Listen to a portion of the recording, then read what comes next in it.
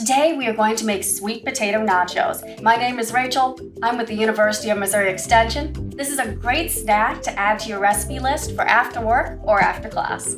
All right, we're going to be starting with washing our vegetables.